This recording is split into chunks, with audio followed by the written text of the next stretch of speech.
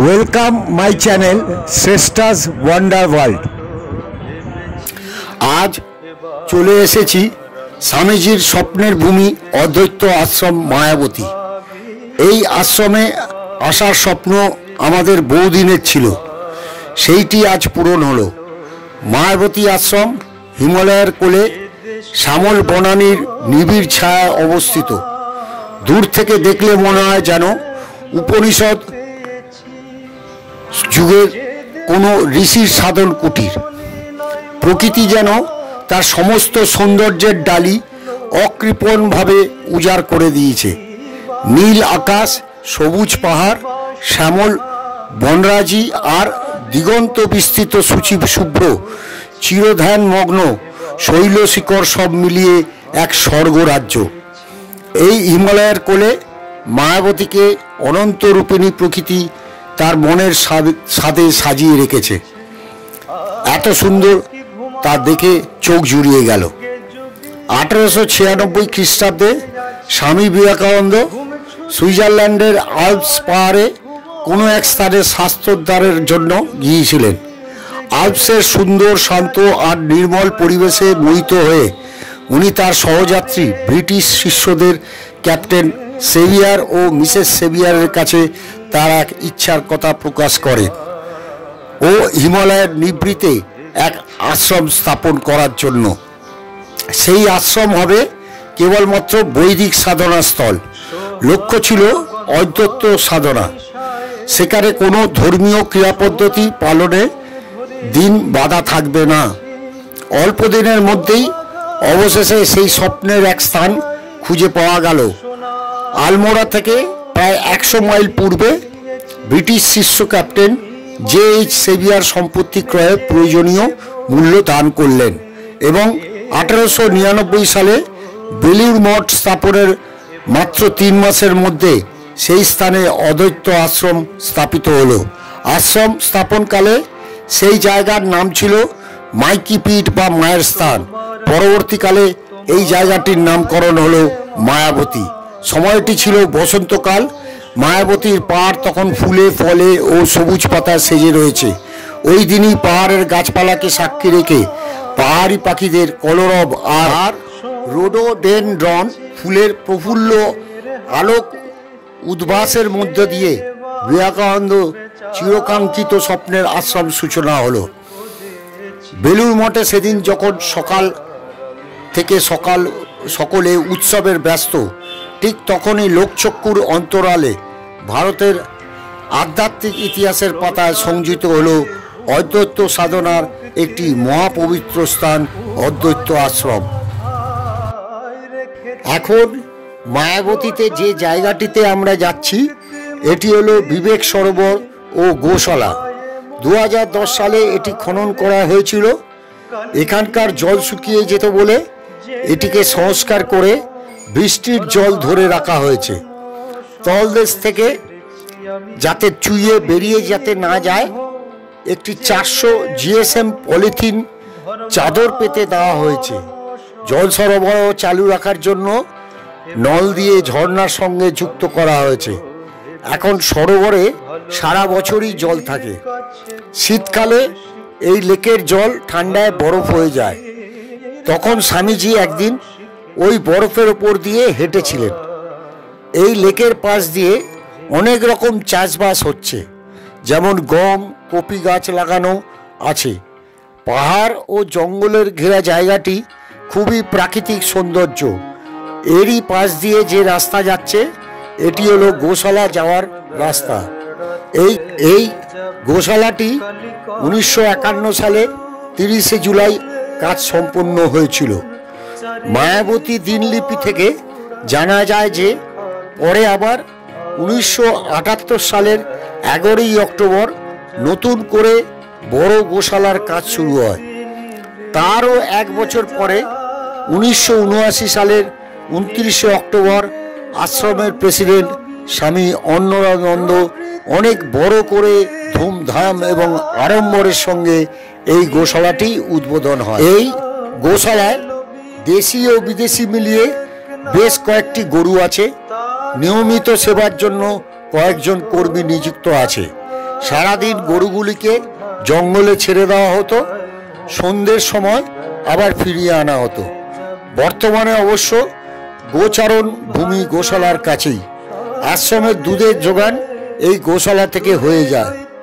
মায়াবতীর গোশালার নাম এখন cow palace. পর্যাপ্ত দুধের জন্য ভালো জাতের গরু পালন করা হয়। আশ্রম ও হাসপাতালের দুধের যোগান গোশালা থেকেই হয়ে থাকে। এখন আমরা যে জায়গাটি এসেছি সেটি হলো স্বামী স্বরূপানন্দের ধ্যান কেন্দ্র। উনি 1899 সাল থেকে 1906 সাল অবধি এই অদ্বৈত মায়াবতী আশ্রমের অধ্যক্ষ ছিলেন। স্বামী স্বরূপানন্দের পূর্বাশ্রমের নাম ছিল অজয়হরি বন্দ্যোপাধ্যায়। তিনি কলকাতার ভবানীপুরে জন্মগ্রহণ করেন। সতীশচন্দ্র মুখোপাধ্যায়ের সঙ্গে তিনি ডন সোসাইটি প্রতিষ্ঠা ও তার মুখপত্র ডন পত্রিকা প্রকাশ করেন। তিনি এই পত্রিকার যুগ্ম সম্পাদকও ছিলেন। 1897 সালে স্বামীজি দেশে ফেরার পর অজয়হরি শ্রী রামকৃষ্ণ সঙ্গে যোগদান করেন। 1898 সালে 29 মার্চ স্বামী বিবেকানন্দ স্বয়ং তাকে সন্ন্যাস দেন। এদিন স্বামীজি স্বরূপানন্দের প্রসঙ্গে ধীরমাতাকে বলেন, জানো আজ আমরা একটি রত্ন লাভ করেছি। নিবেদিতাকে স্বামী স্বরূপানন্দই বাংলা ও শাস্ত্র শিক্ষা দিয়েছিলেন। 1898 সালে 11 মে স্বরূপানন্দ স্বামীজির সঙ্গে আলমোড়া যাত্রা করেন এবং সেখানেই স্বামীজি তাকে প্রবুদ্ধ ভারত পত্রিকা প্রকাশিত দায়িত্ব দেন। এইখানকার পরিবেশটি একেবারে গুরুগম্ভীর ও মনোমুগ্ধকর। তা বর্ণনা করা যায় না, শুধু উপভোগ করা যায়। এইখানে শব্দ করলে মনের স্থিরতা ভঙ্গ হয়। সুর বেঁধে গুনগুন করে কোনো গান বা কোনো যন্ত্রসঙ্গীতের রাগরাগিনী মনকে কোনো এক অজানা শান্তিতে ভরিয়ে দেয়। নিজের অলক্ষ্যে মনকে দরজা খুলে প্রকাশ করে এক অনাবিল আনন্দ। এইখানে ভাব তার ভাষা হারিয়ে ফেলে, চিন্তা স্থির হয়ে যায়। সুরই এখানে অভিষ্টি লক্ষ্যের সন্ধান দেয়। সুমধুর সুর হিমালয়ের নীরবতাকে ভঙ্গ করে ভেসে চলেছে দূর দূরান্তে। এখানকার প্রাকৃতিক সৌন্দর্য, শান্ত মহিমা এবং কি মনোরম রূপ। হাজার হাজার ফুল আশ্রমের চারিদিকে পরিপূর্ণ। এই দৃশ্য দেখে হৃদয় ও মন আনন্দে পরিপূর্ণ হবেই। এইবার বলি মায়াবতী চ্যারিটেবল হাসপাতালের কথা। সেবাযোগ্য এই হোমকুণ্ডু মাদার সেভিয়ারের হাত ধরেই সেবা কাজের সূত্রপাত হয়। মাদার পাহাড়িদের কিছু কিছু সাধারণ ঔষধপত্র দিয়ে সাহায্য করতেন। কখনো কখনো কাঁধে ওষুধের ঝোলা নিয়ে স্বরূপানন্দকে সঙ্গে করে বেরিয়ে পড়তেন। পাহাড়ের চড়াই উতরাই পথ ভেঙে পৌঁছে যেতেন দূরের কোনো গ্রামে। সেখানে অসুস্থ মানুষদের খোঁজ খবর নিতেন ও প্রয়োজনে ওষুধ দিয়ে আসতেন। আস্তে আস্তে পাহাড়িরা মাদারের মনের ভাব বুঝতে পারে। কোনো রকম অসুবিধে হলেই তারা তার কাছে আসতে থাকে। মাদার কিন্তু তার স্বভাব গুণে এদের আপনজনও হয়ে গিয়েছিলেন। মাদারকে আশেপাশে পাহাড়ি মানুষেরা দেবীর মতো মানত। 1914 সালের 4 ডিসেম্বর মাদারের উপস্থিতিতে হাসপাতালের নতুন ভবনের উদ্বোধন হয় স্বামী প্রজ্ঞানন্দের পৌরোহিত্যে। রোগীরা বিনামূল্যেই চিকিৎসা পরিষেবা লাভ করছেন। মাদার সেভিয়ার মায়াবতীতে যতদিন ছিলেন ততদিন তিনি ব্যয়ভার অনেকাংশে সামলেছেন। তার অনুপস্থিতিতে মায়াবতী হাসপাতাল চালানোর জন্য যে বিপুল ব্যয় হয় তা আশ্রম কর্তৃপক্ষই বহন করছে। স্বামীজির আদর্শে অনুপ্রাণিত হয়ে শিবির পরিচালনা করে শল্য চিকিৎসা, অস্থিরোগ, স্ত্রীরোগ, চক্ষুরোগ, দন্ত চিকিৎসা ইত্যাদি বিভাগের বিশেষজ্ঞ চিকিৎসকরা ধারাবাহিকভাবে বেশ কয়েকদিন ধরে চিকিৎসা পরিষেবা দিয়েছেন। এরা সকলেই দেশের বিভিন্ন প্রান্তে নিজ নিজ বিভাগে সাফল্যের সঙ্গে কাজ করেন।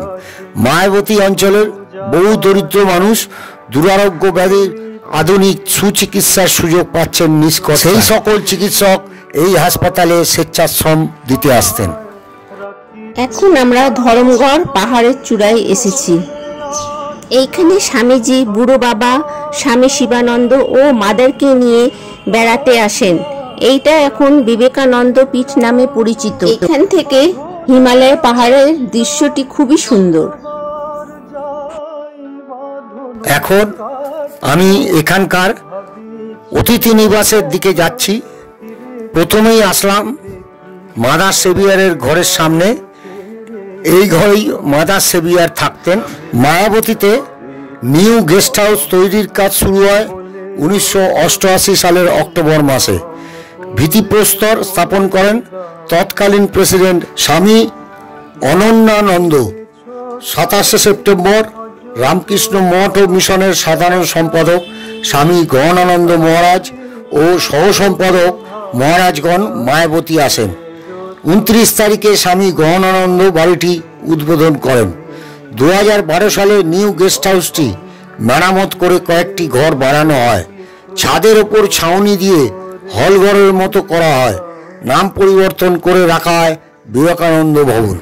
পাহাড় ও জঙ্গলে ঘেরা এই গেস্ট হাউসটি খুবই সুন্দর।